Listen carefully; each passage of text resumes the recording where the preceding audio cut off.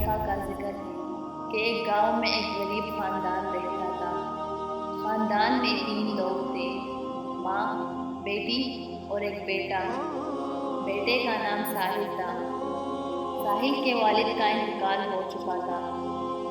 ساحل دہاڑی کرتا تھا اور بڑی مشکل سے وہ اپنی ماں اور بہن کا خیال رکھتا تھا۔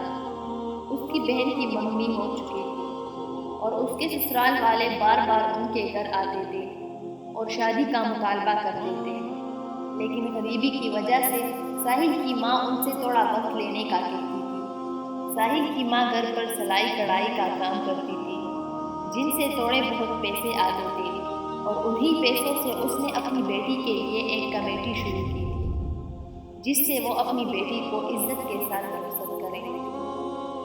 ایک دن سسرال والے ساحل کے گھر آئے اور ساحل کی ماں سے شادی کی تاریخ کا مطالبہ کیا، لیکن ساحل کی ماں نے پھر سے انہیں کہا کہ مجھے 1 مہینے کا اور وقت دے دے۔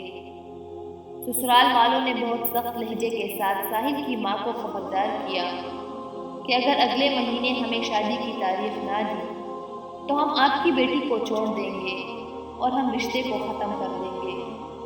ساحل کی ماں بہت اداس تھی اور ساحل کو کہنے لگی کہ تم جا کر اس کمیٹی والے سے کہو کہ اس مہینے ہمیں کمیٹی دے دے، ورنہ میری بہن کا رشتہ ٹوٹ جائے گا۔ اگر اس کے پیر بھی پکڑنے پڑے تو پکڑ لو، یہ ہماری عزت کا سوال ہے۔ اگر تمہاری بہن کا رشتہ ٹوٹ گیا تو میں مر جاؤں گی۔ تو ساحل ماں کو تسلی دیتے ہوئے کہتا ہے کہ ماں آپ فکر نہ کریں، نہ تو میری بہن کا رشتہ ٹوٹے گا اور نہ آپ کو کچھ ہوگا، اللہ خیر کرے گا۔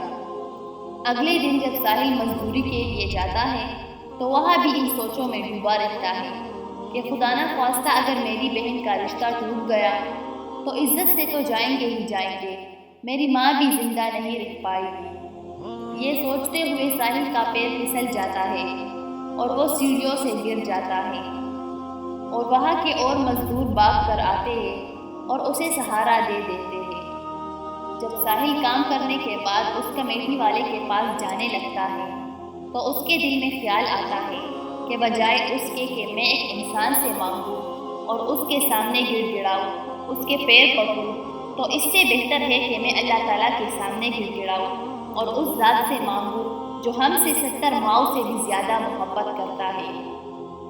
کیونکہ اگر انسان دے دے تو وہ ذلت اور احسان، اور اگر اللہ تعالیٰ سے مانگوں اور وہ مجھے عطا کرے تو وہ نعمت۔ یہی سوچ کر ساحل گھر چلا جاتا ہے۔ ساحل جب گھر پہنچتا ہے تو اس کی ماں اس سے پوچھتی ہے، ساحل بیٹا، کیا تم نے اس کمیٹی والے کو بتا دیا کہ اس مہینے کمیٹی ہمیں دے دے؟ تو ساحل جواب میں کہتا ہے کہ ہاں اماں، میں نے اسے کہہ دیا اور وہ ہمیں دینے کے لیے راضی بھی ہو گیا۔ یہ سن کر اس کی ماں بہت خوش ہو جاتی ہے اور اس کی بہن بھی چپ کر یہ بات سن لیتی ہے اور اس کے معصوم چہرے پر مسکان آ جاتی ہے۔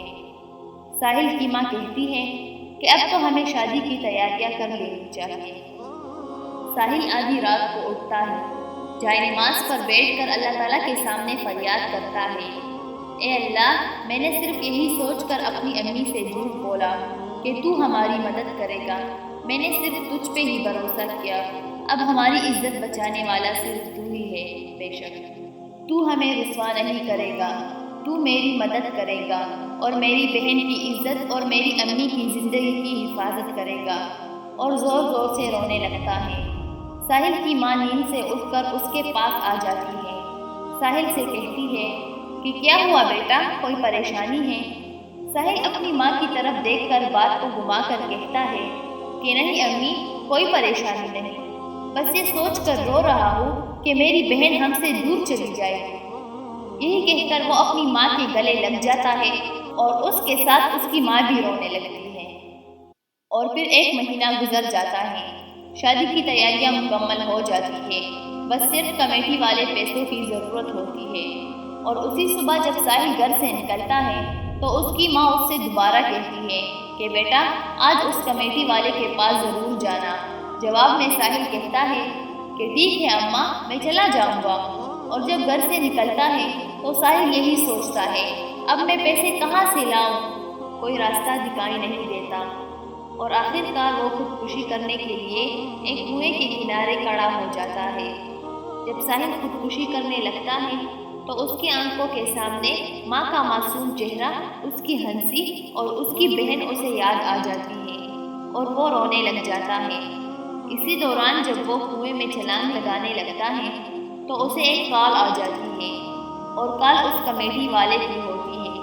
ساحل کال کو دیکھ کر کاٹ دیتا ہے اور کچھ سیکنڈ بعد کال دوبارہ آ جاتی ہے۔